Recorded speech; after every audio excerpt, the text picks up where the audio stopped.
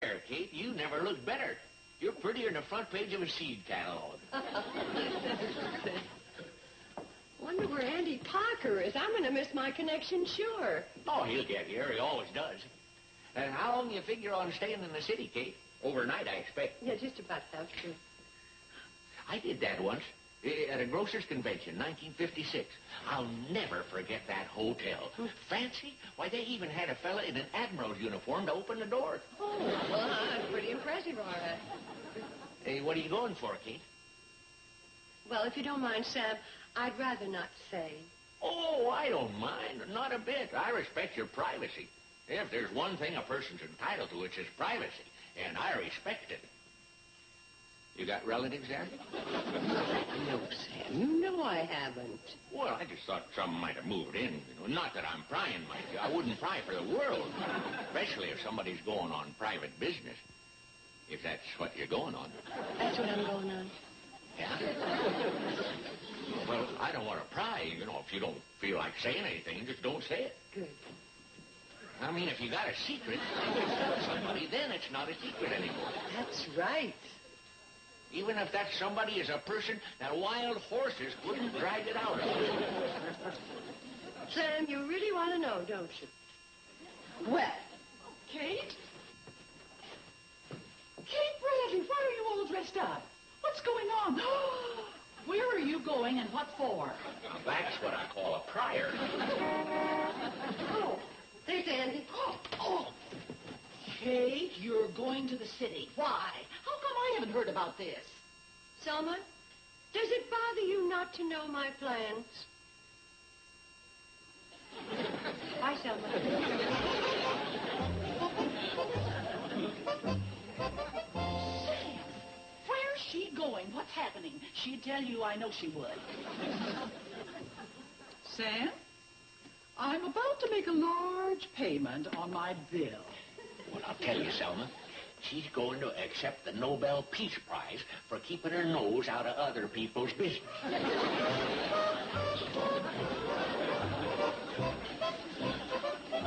It's just not like Mom, going off to the city without telling anybody anything. You kids still fretting over why your mom went to town yesterday? Aren't you? Why worry about a thing when shrewd deduction gives you the answer? Uncle Joe, you know. You figured it out? Oh, yes, my dear, elementary. Take this magazine, for instance. Observe what it contains. It's just an ordinary magazine. Ah, yes.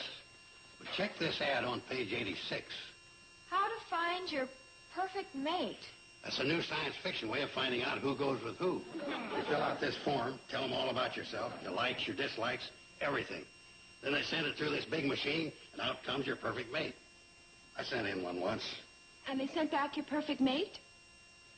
Well, I guess at that time they hadn't quite worked all the bugs out of the system. Why? What happened? Well, they said my perfect mate was a cocker spaniel named Ralph.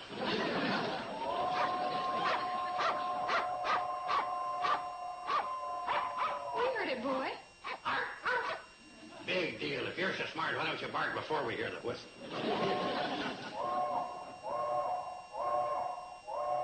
That's a special whistle. It must mean Mom's home. Oh, you just made a lucky guess. Boy, would you please? Did she tell? Did you, Kate? Charlie, I told you, not until the family's here. Couldn't give us a hint, huh? She's a tough one, Charlie. I've been prying with all the skill at my command. That don't mean much. You ain't exactly Mr. District Attorney. Uncle Joe. Now that everybody's here, how about it, Kate? Well, I hope you'll excuse me. I don't want to make a big thing out of this, but this is probably the biggest deal I ever got involved in. Kate, you haven't gone and done something without my shrewd counsel. Oh, well, I'm afraid so, Uncle Joe. All right, let's have it. How much do they stick you for? Well, according to the figures I have here, it's the other way around. What do you mean, Mom? What figures? Yeah, Kate, what's the deal? Well, I've arranged to sell the hotel. Sell? It's a shame. Well, It isn't so. You're kidding. I had a feeling I should have gone along with you. No. Let's all go up to the hotel, and we'll have some refreshments, and I think I can show you that we really have cause to celebrate. Okay. Gee, I didn't even know she was thinking. Why? If it's not too much trouble. Oh, no trouble at all. Anything for a cartoonist.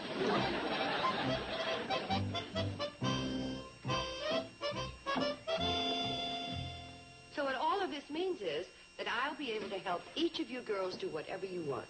Finish college, travel, have a career. I'll even be able to help a little when you get married, too. Then when all the birds have flown the nest, Uncle Joe and I will be able to sit back and take it easy. Hey, now you're getting to the good part. Only kidding. Tell the truth, Kate. I got to admit you swung a pretty shrewd deal. Guess some of the old Carson cunning rubbed off over the years.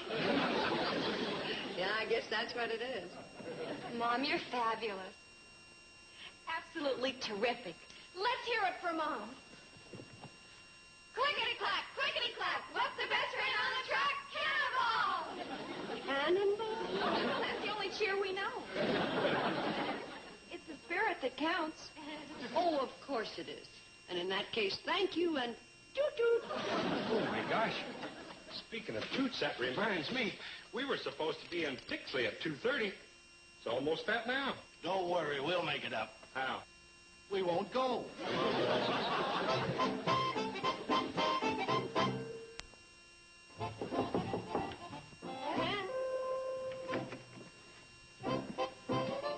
What's all this? Breakfast in bed for the big wheeler dealer. Oh, nonsense. I haven't had breakfast in bed since I had you. Well, you're going to have to get used to living a life of leisure, so you might as well start now. Honey, you happy about all this? Oh, Mom, I'm just as proud of you as I can be, making a big deal like that. Well, that doesn't answer my question. Are you happy about it? Well, there is one thing. Yeah? If we leave, what about my career with the Hooterville Hawks? Honey, you're graduating. You won't be playing anyway. Yeah, but I love her coach. Oh, Casey Bradley. It might be my life's career. One fine day, that little fella with the bow and arrow is going to come along and choose you for a target and shoot you right out of the coach's box. Really? Well, I hope so. I wouldn't want my grandchildren running around saying my mommy is a baseball coach.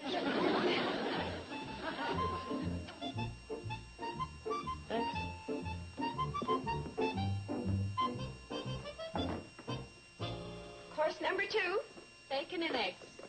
There you are, madame. Bacon crisp, eggs over easy.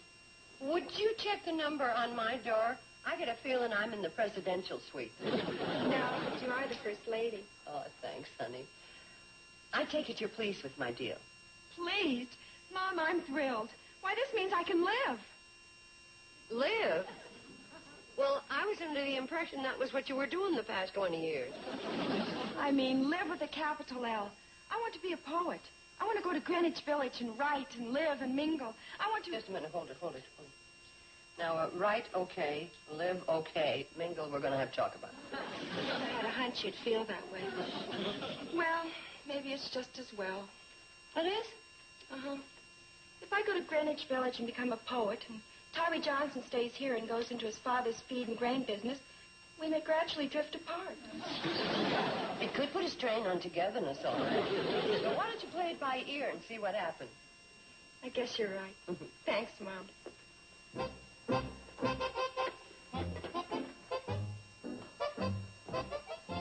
What are you doing, Mom? Taking inventory? No. I'm making up a shopping list. Life goes on, you know, and we'll be here a while yet. I know. That'll give me time to decide. Decide what? Well, you know what my dream has always been. Hollywood. Right. Well, I was thinking, what if I went all the way out there and got discovered? Then I guess you'd be a movie star. Yeah, I know. Well, what's wrong with being a movie star? Seems like a nice line of work. Sure. Ooh, such enthusiasm. Well, gosh, what's the fun of being a movie star if you don't have a home to come back to so you can brag a little?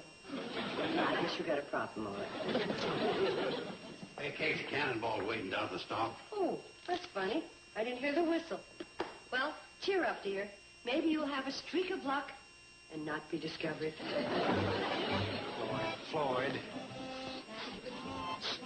Here she comes. Hi, boys. I didn't hear the whistle. We didn't blow it. And we may never blow it again. Not for the shady rest, anyhow. But why? After you go, things won't be the same. Not the same at all. There's the reason we didn't blow the whistle. Oh? Charlie's right, Kate. I got the feeling so bad. I got the crying. And I got the wood all wet and it wouldn't burn. That meant we couldn't get no steam up. And when he finally pulled the cart, all the whistle would do was go. Pitiful. Now, boys, let's pull ourselves together. After all, this isn't my last trip, you know. No, but it soon will be. No. All right, Floyd, you holler board and we'll be on our way. Board.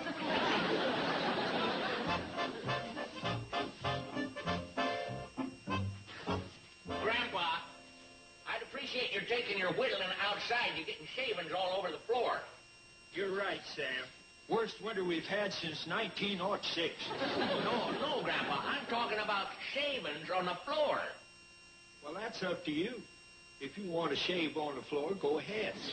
I prefer standing in front of the mirror. Grandpa, You know, Sam, you may be great shakes as a grocer, but I won't give you anything for sweeping. Look at all them shavings you left on the floor. Rucker's store. Oh, hi, Sarah. Yeah, I heard about Kate Bradley going to sell the Shady Rest. Yeah, well, I'll feel as bad about Kate leaving as you do. Oh, Sarah, Kate's just coming in the store now. Hello, Grandpa. Sore head's on the phone talking to Kate. I'll do that, Sarah. Kate, Sarah says she's very sorry to hear about your leaving. You know, if you don't mind, I'll finish my whittling outside. Well, Grandpa, don't leave on my account. At least. Why, them snowdrifts will be 5 feet high. Worst winter we've had since 1906. So, you heard the exciting news? Yeah, I've heard the news, but I don't think it's too exciting. Well, Sam, do you realize what selling the Shady Rest will mean? Yeah, I realize what it'll mean to us. Us? You and me. With you moving away, things won't be the same between us. Well, if it'll make you feel any better and I do move to the big city, I'll write you a letter every month and send you a grocery order. Kate, now you're making fun. Oh, if I am, I didn't mean to. Oh, Kate, you know that down through the years, we've always had sort of a quiet understanding. Sam, are you saying... Well, I'm not just talking about half a dozen lemons or 10 pounds of sugar or a carton of cottage cheese. I'm talking about, well, romance. Said it. Sam? As I say, Kate, it's been sort of a quiet understanding. It's practically been deaf and dumb. Well, I'm not the pushy type. That you aren't, Sam. I know you can tell my feelings. How could I? Kate, don't tell me you never noticed that whenever you order pork chops, I always trim the fat before I weigh them. And while the scale's registering, I always hold both thumbs in plain view. Oh, it's been an honest romance, all right. Now you're making fun again. No, I'm not, Sam.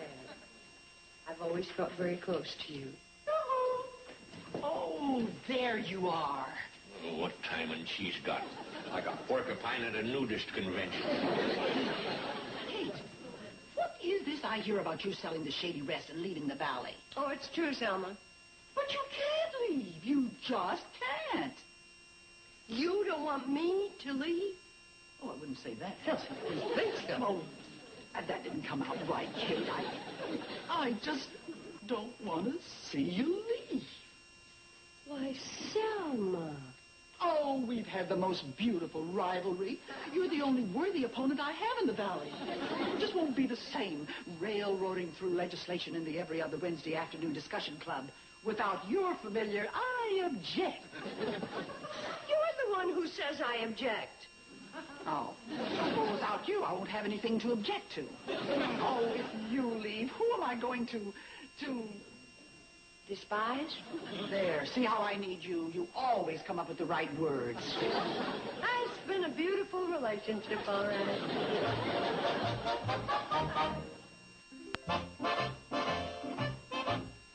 What do you suppose it is, Uncle Joe? There's only one thing it can be. Papers for the sale of the Shady Rest. Well, I'll say one thing. I'm sure going to miss you all. Miss us? What are you talking about? Steve, what are you saying? Look, I didn't mean to drop a bomb. It's just that, well, I like it here. And what's more, I have a business here. So I'll be staying. You mean even after we go away? Well, like I say, I have a business to consider. And I doubt if there's much call for crop dusting in Greenwich Village or at Hollywood and Vine. Well, then maybe I'll stay. Well, I'll get along. I can manage the Hooterville Hawks and be your mechanic on the side. You mean you stay here after we have to go away? Nothing doing. Why? What's wrong? Well, can't you see, shortstop, how unfair that is? I mean, while they're out struggling to be poets and movie stars, you'd get to stay here and be a grease monkey. I'm not so sure I want to be a poet. Well, I'm not so sure I want to be a movie star. Not right this minute, anyway. Hold it. Steve, you may not be able to see how this whole thing will zoom our dynasty right to the top. How? Well, out here we're lost. In the city, we'll set up headquarters where everybody will know us. In the middle of the financial center. Right on the corner of Dunn and Bradstreet. Sorry, Joe. No go?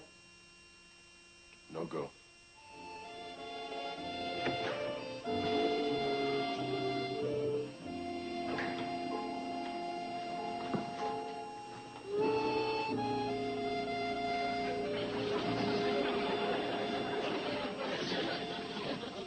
Don't tell me, let me guess, we just inherited $1 million. No. Uncle Joe was named Secretary of State. Oh, I wasn't even running. Really? Well, it's going to be hard to guess what put those big smiles on your bright and shining faces. What did it? Oh, thank you.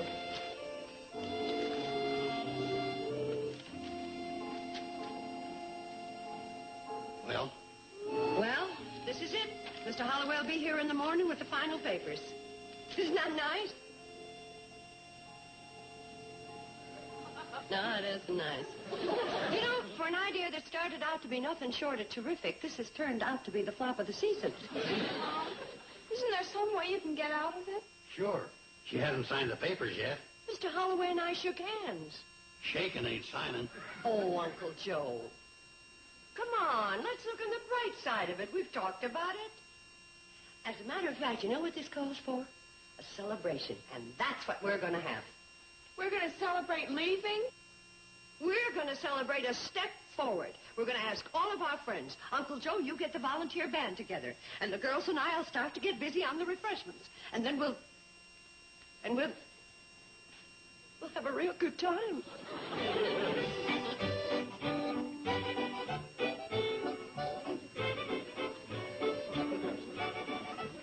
Here we go, some refreshments.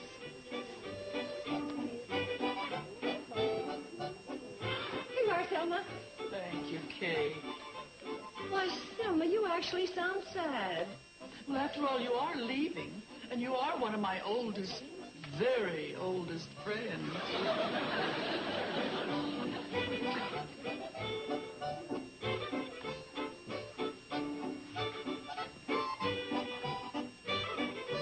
Oh, come on. This is a party. It's supposed to be a fun-filled occasion. Uncle Joe, have the band play a number. It might liven up the party, huh? Sure, Kay. Can you fellas play Tiptoe Through the Tulips? Sure, but it'll come out hot time in the old town tonight. How come? Because that's the only song we know. That song we played the other night at rehearsal wasn't Hot Time in the Old Town Tonight. It was supposed to be. No wonder I got through leading before you got through playing. All right, let's try it. Oh, Sam, will you wake up Grandpa? Hey, Grandpa! I thought you caught me napping, didn't you? Grandpa, we haven't started to play yet. Oh, I don't mind if I do. My feet are killing me. All right, let's take it. Hold it, Joe, hold it. What now? He's not ready to play. I'll have to sit this one out, fellers. How come? Just thinking of Kate and the girls moving away made me feel so sad I lost my pucker. I feel as bad about it as you do, Floyd. But we got a party going, so let's play.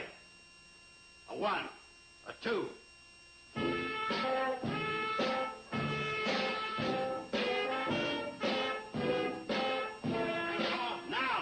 Of course I know how. you do that. You got it? All right, let's take it.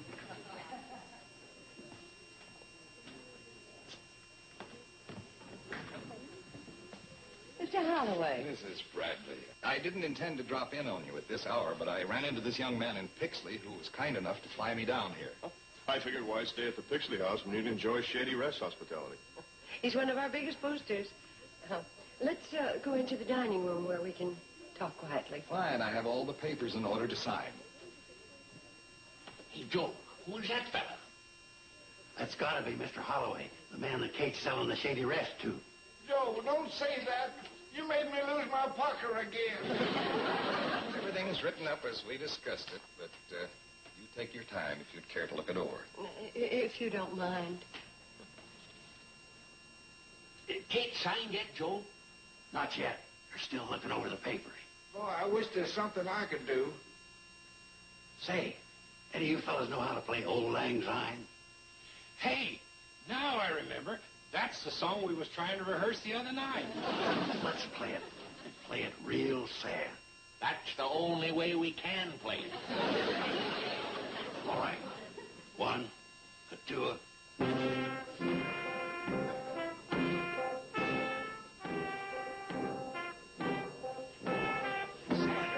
Sadder, Sam. Joe, how can you get sadder on the drums?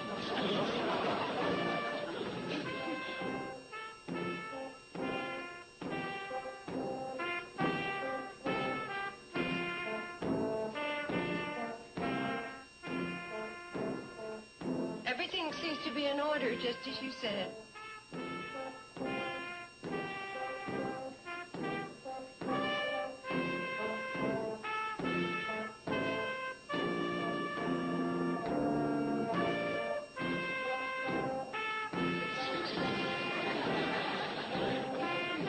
Floyd, don't get any sadder. We'll start making bubbles. We'll have champagne music.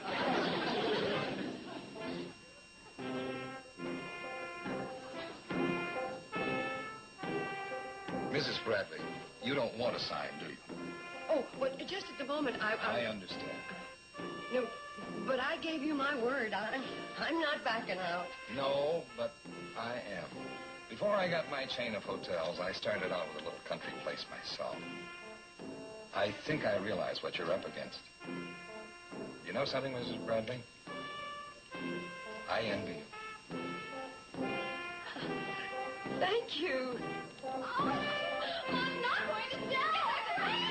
Mrs. Bradley's not selling the hotel. Oh, Mr. Carson, Kate isn't selling after all. You hear that, fellas? Kate ain't selling out. Hey, Grandpa, do you hear that? Huh?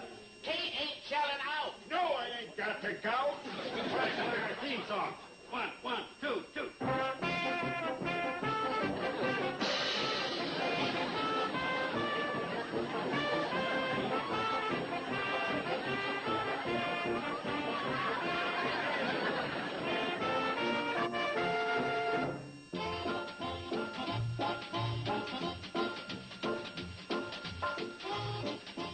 Nick at Night's TV Land has uncovered 3 rare television oddities from our huge archives.